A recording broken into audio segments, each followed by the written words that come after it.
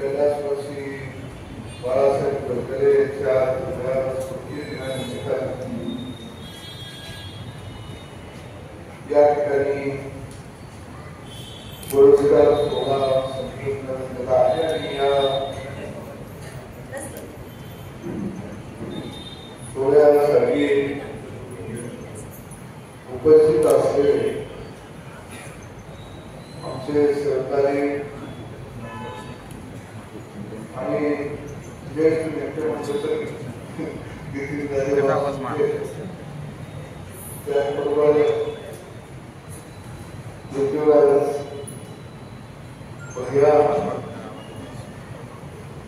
या संस्थेच्या अध्यक्ष स्वाती कुलकर्णी, उपाध्यक्ष ॲडव्होकेट बाळासाहेब उपाध्यक्ष श्री अरुण सोनटे, त्याचबरोबर सचिव कृष्णात कदम, हे सर्वच व्यासपीठावरील मान्यवर आणि या सभागृहामध्ये जमलेले सर्व मंडळी, वातावरणी तरुण मित्र आणि रोजगार मित्र आणि ज्यांना जे पुरस्काराचे मानकरी आहेत ते आदरणीय मनोहरभाई दादा यांना मनोरक्षण पुरस्कार मिळाला, माझे सहकारी मित्र नगर सेवा पुरस्कार या ठिकाणी मिळालेला आहे, विविध प्रकारचे कांबळे यांना वृत्तपत्र सेवा पुरस्कार या ठिकाणी मिळाला, त्याचबरोबर सरकाराचा आदरणीय रावसाहेब पाटील यांना पुरस्कार मिळालेला आहे आणि विधान सेवाचा असो मानिकाचा आहे संस्थेचे शारीरिक सेवा असते अनंतकुमार साळुंखे विशेष पुरस्कार सतीश सुधार या सर्व मान्यवरांना या ठिकाणी पुरस्कार मिळाला आणि या सोहळ्यासाठी आपण सगळे या ठिकाणी जमलेलो आहोत. मी त्वच्या वतीने आपल्या सगळ्यांना धन्यवाद देतो आणि विशेषतः त्यांचे सगळे पदाधिकारी यांनाही मी मनापासून धन्यवाद देतो की आपण एक चांगला उपक्रम या ठिकाणी सुरू ठेवलेला आहे. आदरणीय गडकरी साहेबांच्या विषयी मी आपल्याला सांगावं, आपण ऐकावं असं अजिबात ते बरीचशी मंडळी त्यांच्याबरोबर काम करत आहेत. त्या काळामध्ये कारण मी कसा चळवळीत शरदच्या बरोबर आलो, सुरुवातीच्या काळामध्ये आदरणीय संभाजी पवार आप्पा असतील, शरद पाटील असतील, दत्ताप्पा फडके सर असतील, यांच्याबरोबर मला काम करण्याची संधी मिळाली. स्टेशन चौकामध्ये त्यावेळी त्यांच्या पक्षाचं ऑफिस असेल आणि लाकडी 2-4 खुर्च्या असायच्या, बऱ्याच वेळा संसदेवरती भारतीय बैठक असायची आणि आम्ही येताना बाहेरच्या दुसरीमधनं बाबाच्या गोंधळातून बांधलेली भाकरी आम्ही सांगितलं याचं. आणि अशा परिस्थितीमध्ये त्या काळामध्ये गडकरी साहेब असतील किंवा ही सगळी मंडळी आता जर पाठीमागं ओढून बघितलं तर त्या काळामध्ये आपण कसं काम करत होतो हे आमच्या आपण सुद्धा आश्चर्य वाटलं. कारण आज साधना आली, सुविधा आल्या, 4 चाकासाठी गाड्या प्रत्येकाच्या दारामध्ये आल्या आणि त्या काळामध्ये रावसाहेब पाटील सर त्या काळामध्ये राजकारणामध्ये काम करायचं म्हणजे ग्रामपंचायतचा सदस्य होऊन याची गॅरंटी होती. एका बाजूला प्रवाहाच्या विरोधामध्ये काम करताना अनेक अनंत अडचणीला सामोरे जातो आणि अशा काळामध्ये गडकरी साहेब खऱ्या अर्थानं या जिल्ह्यामध्ये शहरामध्ये जशी मेणबत्तीनं प्रकाश द्यावा आणि त्याच्यावर समाजानं चालत जावं अशा पद्धतीनं ते प्रकार देत राहिलेले होते. अनेक आंदोलनामध्ये त्यांनी भाग घेतला. आणीबाणीमध्ये ते होते, स्वातंत्र्य गोवामुक्ती संघामध्ये ते होते. अनेक संस्था त्यांनी या ठिकाणी निर्माण केल्या. त्याचबरोबर हिंदुत्वाची एक ज्योत पेटती ठेवण्याचं काम त्या काळात ते केलं. गांधी हत्यामध्ये अनेक कटू प्रसंग त्यांनी अनुभवले, स्वतः भोगले. आणि हा खरंच काळ कठीण असतो. कारण नितीन राजे पहिल्या आमच्यातले त्या काळातले आमदार होते. आमच्या तरुण वयात मी तुमच्या ऑफिसला एक काम सांगायला, एसटी स्टँड रोडला तुमचं ऑफिस होतं, असं खाली उतरून घ्यायला आणि तुमच्या समोर फोनचं कपडे होतं आणि त्याचा माईक मोठा होता असा. आणि माझं काहीतरी काम होतं आणि मी तुमच्याकडे आलो. तुम्ही जे फोनचं बटन दाबलं तर माईक चालू झाला आणि तुम्ही तहसीलदारला अगदी जोरात दम देऊन बोलला, हे काम करायचं. त्या काळामध्ये पदक मिळणं, पदावर जाणं हे दुर्मिळ होतं. पण काही अपेक्षा नसताना खऱ्या अर्थाने ही माणसं लढत होती. म्हणजे याचा अर्थ ही माणसं धियानं प्रेरित झालेली होती. म्हणून त्यांनी कधी कुणाचा विचार केला नाही, याचा विचार केला नाही. मला समाज घडवायचा आहे आणि हा हिंदुस्थान हिंदूंचा आहे, तो व्हायला पाहिजे आणि त्याला त्याच्यासाठी मला देतात.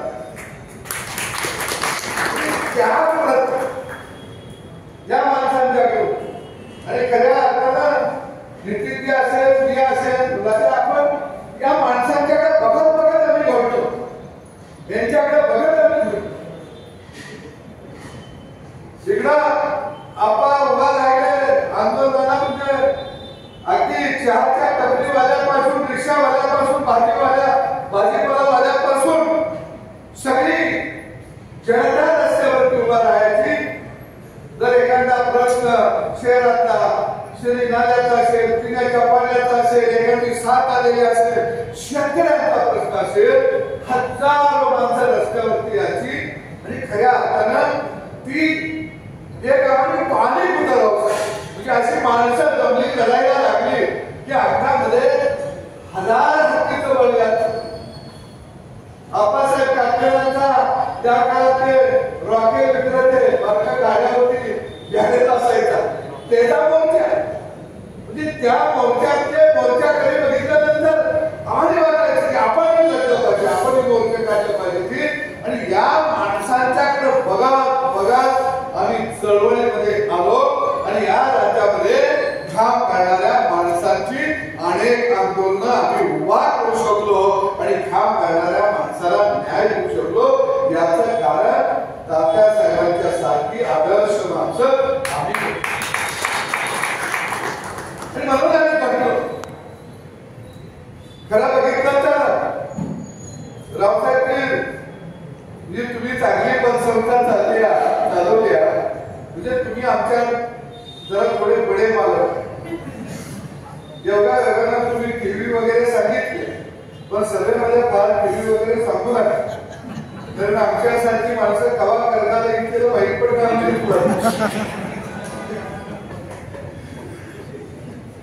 कारण गरीब माणसांनी अर्थव्यवस्था खिळखिळीत केलेली नाही. पांढऱ्या घोट कपड्यातल्या चांगल्या 4 इंग्लिश शब्द बोलणाऱ्या माणसांनी ही अर्थव्यवस्था खिळखिळीत केली.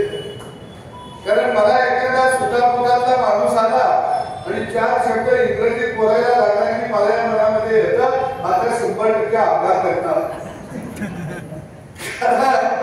या देशाची अधोगती ही अडाणी माणसांनी केली नाही, शहाण्या माणसांनी केली. सगळ्या व्यवस्था तर तुम्ही बघितल्या, कारखाना कुणी बुडवलं, शहाण्याने बुडवलं, शिकलेल्याने बुडवलं, चांगले कपडे घालणाऱ्यांनी बुडवलं, बँका कुणी बुडवल्या, सुटापुटातल्या चांगल्या कारमध्ये गाडीत बसणाऱ्या माणसांनी बँकाही बुडवल्या. घोटाळे कुणी केले, बैलगाडी चालवणाऱ्या माणसाने घोटाळा नाही केला. ज्या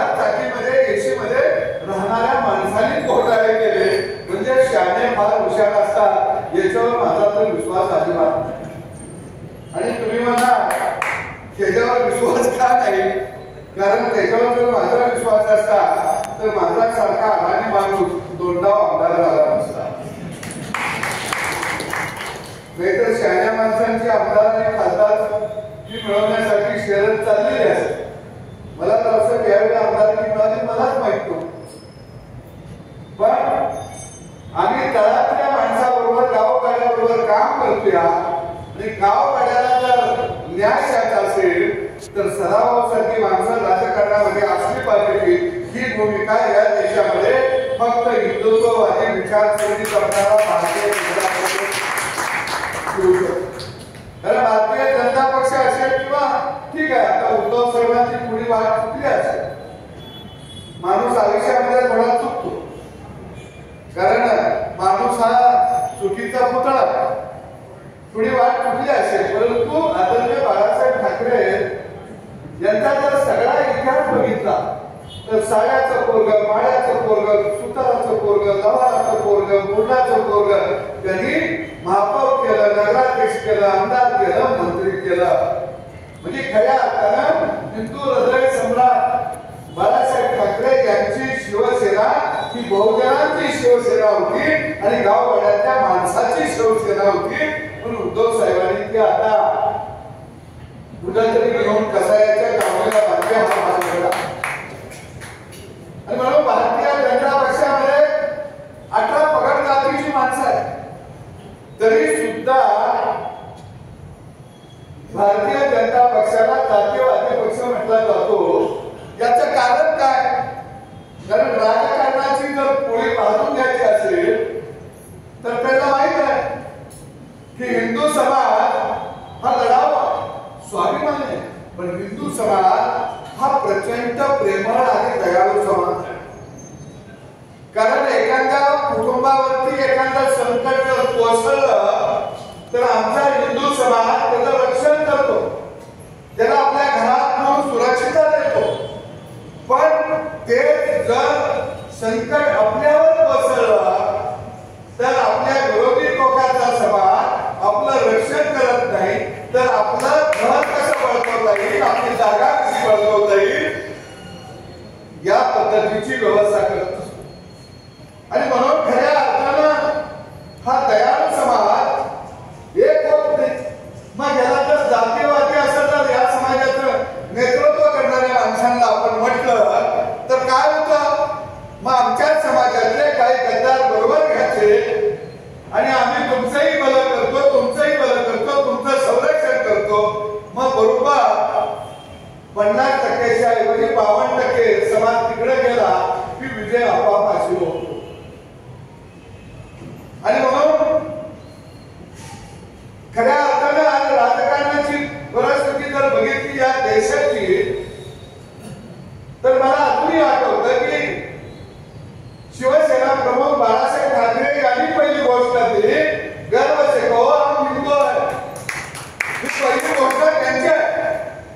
आता उद्धव साहेबांनी पवार साहेबांना पुन्हा काँग्रेसच्या नाना पटोल्याला सगळ्यांना व्यासपीठावर ते आहे तर त्यांच्यात उभा राहावं आणि माईकवरनं तिने त्यांच्याकडे बोट करून म्हणावं गर्व से कहो हम हिंदू आहे. आणि ते जर म्हणले गर्व से कहो हम हिंदू आहे तर सदाभाऊ राजकारण सोडून करायला पाहिजे.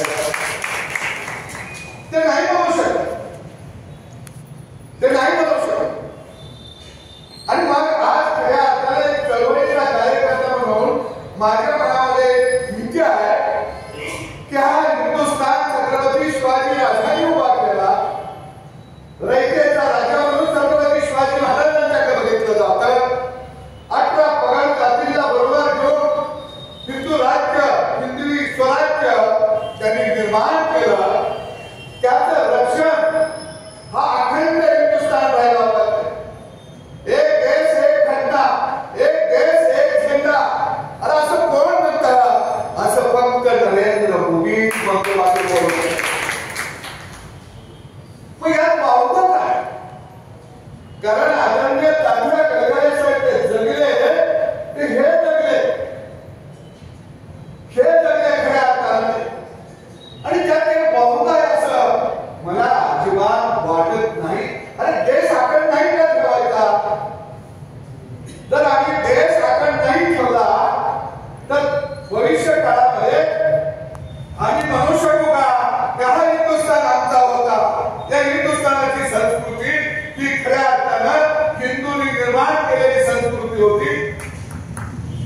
आम्ही बोलायचं की नाही बोलायचं.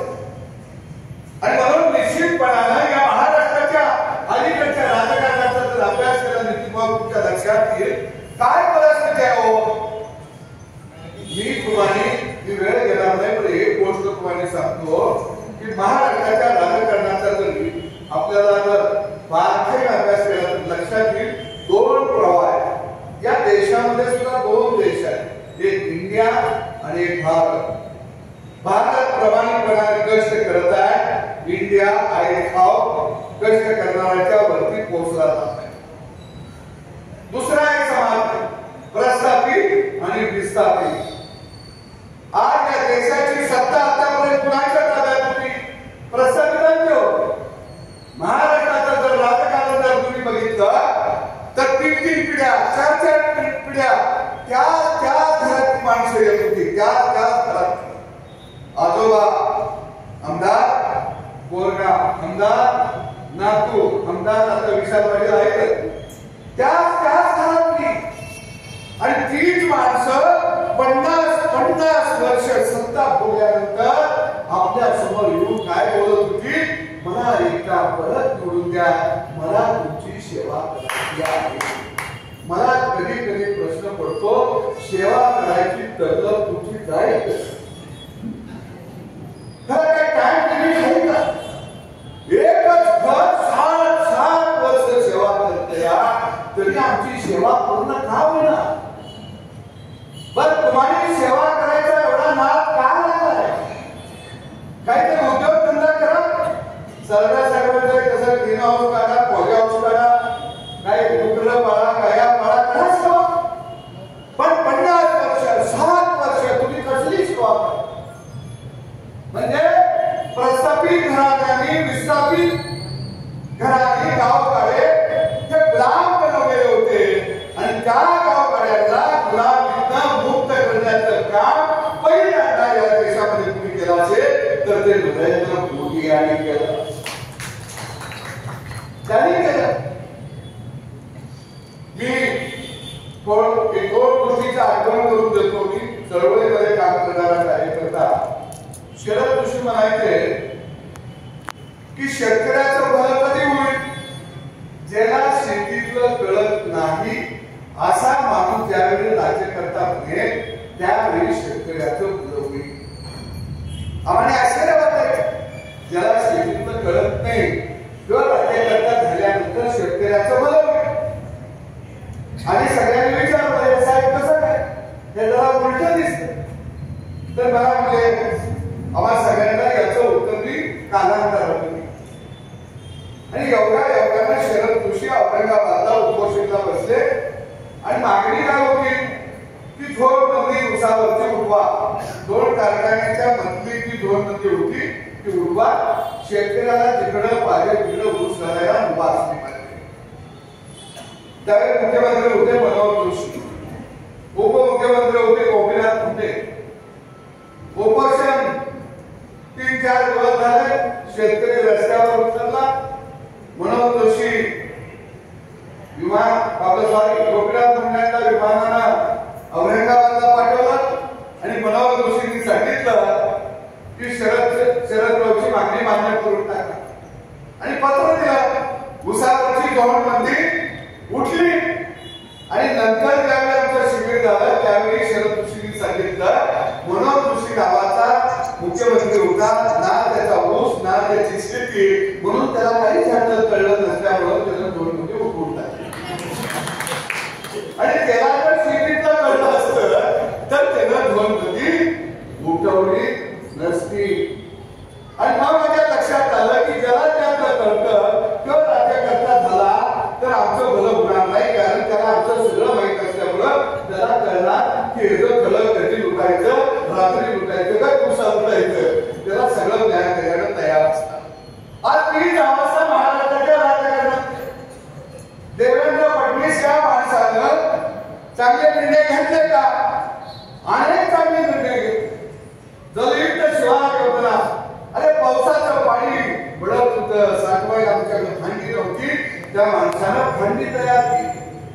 दुष्काळ भाग, अरे जिथे दुसरा उभार होती तो सगळा दुष्काळ भाग देवेंद्र फडणवीस यांना हिरवागार केला, कोट्यावधी रुपयाचा निधी त्या ठिकाणी जलयुक्त शिवार गाळमुक्त धरण ही योजना मागत त्याला शेतकऱ्याच्या खात्यावरती डायरेक्ट पैसे जमा करायचा निर्णय घेतला, कर्जमाफीचा निर्णय घेतला, दुधाला 5 रुपये दिलं, शेतकऱ्यांच्या फार्मर प्रोड्युसर कंपन्या राज्यामध्ये स्थापन केल्या, भाजीपाला अडत मुक्त केला, मार्केट कमिटीमध्ये शेतकऱ्याला मताचा अधिकार दिला, साखरेची किंमत कधीही बांधली गेली नव्हती, मनाला वाटत त्या भावात साखर कारखानदार विकायचे, त्या माणसाने कायदा आणला 31 रुपयाच्या खाली कोणत्याही कारखान्यानं साखर विकायची नाही, जेणेकरून माझ्या ऊस उत्पादकाला 2 पैसे भाव मिळेल. मराठा समाजाला कधी आरक्षण मिळालं नाही. 1982 साली कैलासवासी अण्णासाहेब पाटील यांनी मोर्चा काढला, काँग्रेसच्या सरकारमध्ये न्याय मिळाला नाही, त्यांनी स्वतःला गोळी मारून घेतली, हे त्याग केला. तुम्ही मराठा आरक्षण देऊ शकला नाही, पण 2018 साली मराठा समाजाला टिकणारं आरक्षण हे फक्त देवेंद्र फडणवीस सारखी संस्था काढली, बाकी तशीच सारखी मराठा समाजातल्या विद्यार्थ्याला स्कॉलरशिप दिली, मराठा समाजाला परदेशी शिक्षणासाठी पैसा उभा केला. आरक्षण पवारांनी घालवलं, कुठं सुद्धा चर्चा झाली नाही. आरक्षण परत आल्यावर देवेंद्रजीने दिलं तरी सुद्धा किंवा आमच्या आरक्षणाच्या आड आला. अरे पाटील देशमुख पवार यांनी सत्ता 50 वर्ष पूर्वी तुम्ही काही केलं नाही, पण चर्चा मात्र देवेंद्रजींची करायला लागला. याचं कारण त्याचं आडनाव फडणवीस आहे. त्याचं जर आडनाव वेगळं असतं, देवेंद्र देशमुख असतं, देवेंद्र पाटील असतं, देवेंद्र पवार असतं, तर आम्ही खोल जाऊन नाचायला पण त्याचं आडनावानं खास केला. शरद जोशीच्या ऐवजी शरद पवार नाव असतं, तर शरद जोशी हा महाराष्ट्राचा मुख्यमंत्री झाला असता. खास कशाला केला? आडनावाने केला. आणि म्हणून ही जी आडनावाची घराणे आहे, ही सगळी प्रस्थापित घराणे, ही वाड्यातली घराणे, यांना मराठा आरक्षणाशी काही देणं घेणं नाही, यांना महाराष्ट्राच्या विकासाशी काही देणं घेणं नाही, यांना सत्तेशी देणं घेणं आहे. अरे फडणवीस कसा राज्य करतो, तो कसा सामान्य माणसाच्या गळातला ताईत होतो, कारण 7-12 राजकारणाचा आमच्या नावावरती आहे, पण यांच्या नावावरचा 7-12 राजकारणातला गावगाड्याच्या नावावर करण्याचं ऐतिहासिक काम तुम्ही केलं असेल तर त्याचं नाव देवेंद्र फडणवीस आहे. पण हे देवेंद्र फडणवीस नितीन पवार आपण बोलायला लागलो की मग काही लोकांच्या मुलाला जाळ लागणार. आणि म्हणून निश्चितपणानं आम्ही चळवळीमध्ये लढणारे कार्यकर्ते आहोत. माझं चळवळीचं भाषण असायचं, आम्हाला वाडा उद्ध्वस्त करायचा आहे आणि गावगाडा उभा करायचा, प्रस्थापिताला गाडायचा आहे आणि विस्थापितांचं राज्य उभा करायचं आहे. अरे देवेंद्र फडणवीस बरोबर सदाभाऊ खोत असेल, नाहीतर गोपीचंद पडळकर असेल, कशासाठी? तर वाडा उद्ध्वस्त करायसाठी आम्ही त्यांच्याबरोबर आहोत आणि विस्थापितांना उभा करण्यासाठी आम्ही देवेंद्र फडणवीस बरोबर. कुणी काय म्हणून काही करत आणि म्हणून निश्चितपणानं गडकरी साहेबांचा विचार आपण पुढे घेऊ. तुम्ही जागा उपलब्ध करा, नगरपालिकेला मागणी करा, निश्चित राजे तुमच्यावर येतील. मी शब्द देतो, चांगला प्रशस्त व्हायला पाहिजे. तुम्ही मला जागा उपलब्ध करायची, जेवढा निधी फंड लागेल तेवढा मी मातावर हा विचार आपल्याला पुढे घेऊन तुम्ही कृष्णात भाऊ म्हणला की काहीतरी देणगी कशी देता येईल हे पुढे पुरस्कार आम्हाला चालवायचे. तुम्ही काळजी करू, मी तर रक्कम जाहीर करणार, पण मला जो पगार पहिला पगार मला जो मिळतो, कारण गेल्या वेळेला मी पहिला पगार त्यांना दिलेला होता पुण्याला आपल्या माईला मी त्यांच्या लहान मुलांनी त्यांच्या ट्रस्टला जाऊन शिकवत आहे, यांच्याकडे सपोर्ट केला होता. या वेळचा पहिला पगार मी तुमच्याकडे सुपूर्द करतो. रावसाहेब याचं कारण आम्ही फाटके माणूस साध्या घरात आमचं नव्हतंच काय होतं आमच्याकडे. अहो आमदार होणं खासदार होणं हे काही सोपं आहे. आजच्या राजकारणामध्ये अनेक लोक आहेत की दिवसाला 3-3 ब्रेक व्यक्तीचे बदलतात. आम्ही एक ब्रेक 2 दिवस राहील का एवढी चिंता. एवढी स्पर्धा आहे. मला आमदारकी मिळाली सांगली जिल्ह्यामध्ये अनेकांचा धक्का बसला. अनेक लोक बोलायला लागले आम्ही 50 वर्ष काम करतो. कोण म्हणलं आम्ही 40 वर्ष काम करतो. कोण म्हणलं आम्ही टाक्या काट्या करतो. सदावताच काही जमलं. माझा जमला नाही. मला मिळालेल्या आमदारकी ही गावगाड्याची आमदारकी आहे. गावगाड्याच्या राहणाऱ्या माणसाची आमदारकी ही माझी नाही आहे. आणि म्हणून निश्चितपणे मला धन्य मानणार की तुम्ही इथं या कार्यक्रमाला आलो. मी आता लगेच मुंबईला जाणार आहे कारण उद्या मला उत्कृष्ट संसदपटू हा पुरस्कार जाहीर झाला आणि राष्ट्रपतींच्या हस्ते उद्या 3 वाजता त्याचं वितरण आहे विधानभवन. पण मी इथं का आलो तर इथं आपले पाय आहे. पहिल्यांदा पायाचं दर्शन घ्यायचं आणि मग तिथं असं तिथं आपण उभं आहे. कारण दादा सांगेल डॉक्टर श्रीराम लागू त्यांच्या एका नाटकामध्ये त्या नाटकाचं नाव मी आता विसरलो. पंड्या त्यांचा मुलगा आणि सुनबाई पाया पडती लोक पाया मुलगी पाया पडती जावळे सगळी पाया पडते आणि मुलगा शेवटी पाया पडतो. त्यावेळी त्या मुलाला म्हणतात अरे म्हणजे काही माणसं अशा अभाग्य असतात की त्यांना डोकं असतं पण पाया पडायला पाय नसतात. तसं माझ्या लक्षात आलं आपल्याला देवानं डोकं दिलंय पण पाया पडणारे पाय आपण कधी विसरायचे नाही. आणि म्हणून मी ठरवलं की आज हा कार्यक्रम करून आपण कारण इथून आपण निश्चितच सगळ्यांना ज्यांना पुरस्कार मिळाला तरी तुम्हाला सगळ्यांचं मी अभिनंदन करतो. याचं कारण की पुरस्कार हे प्रेरणा ही चेतना. कारण पुरस्कार मिळाल्यानंतर आपण योग्य वाटणं निघालो योग्य दिशेने आपण निघालो. कोणतरी आपल्या पाठीवरती थाप मारत कुणीतरी आपल्या कामाचं कौतुक करत आहे. जर हिंदी केली कुणाला तरी या कामाची गरज आहे. माणूस काम कधी थांबवतो गरज संपल्यानंतर थांबवतो. पण ज्यावेळी आपल्याला पुरस्कार मिळतो त्यावेळी ते काम थांबवायचं नसतं कारण समाजाला त्याची गरज आहे. हे या पुरस्कारातून आपल्याला मिळालेले मोठं समाधान यश आहे असं म्हटलं तरी काही वावगं नाही. आणि सगळ्या पुरस्कार मिळाल्या या सगळ्या महान व्यक्तीच्या चरणी खऱ्या अर्थानं मी नतमस्तक होतो. कारण तुमच्यासारखी माणसं या समाजामध्ये आहेत म्हणून हा समाज घडत आहे म्हणून हा समाज उभा आहे. आणि निश्चितपणानं भविष्य काळामध्ये समाजाला दिशा देण्याचं आपण सगळे मिळून काम करूया. धन्यवाद. जय हिंद. धन्यवाद. सन्मान चिन्ह सन्मान पत्र शाल आणि जिच्याकडे आपल्याला सातत्यानं ऑक्सिजन देतो म्हणजे जीवन देतं ते तुमचे करू असं या सन्मानाचं स्वरूप आहे.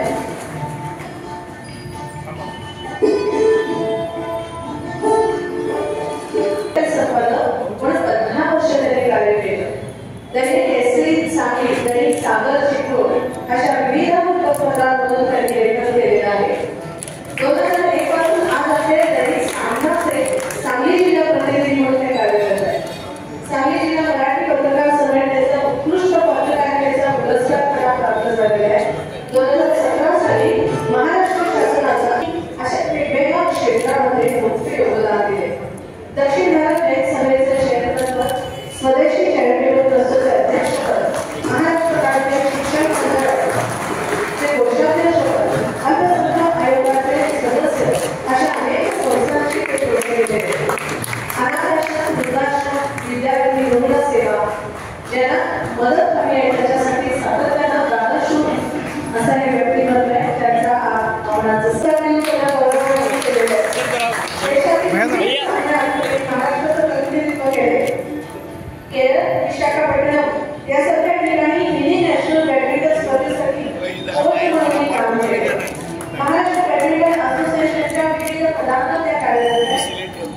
2024 त्याला कोलंबो जसलीन गायकवाड आंतरराष्ट्रीय स्पर्धेत दुहेरीचे सुवर्ण पदक प्राप्त झालेल्या संचालकांच्या साहित्य महोत्सव आणि शालेय प्रशिक्षण शिबिरामध्ये त्यांनी सहभागी प्रकारे प्रबोधन केले होते. आपल्या शाळेच्या माध्यमातून समाज प्रबोधनाचा काम उत्तर काढले करतात. शासनाच्या महात्मागांधी व्यसन गेली 30 वर्षे ते काम अविरतपणे करतात. त्यामध्ये कोरोनासाठी महामारी असू दे किंवा पूर असू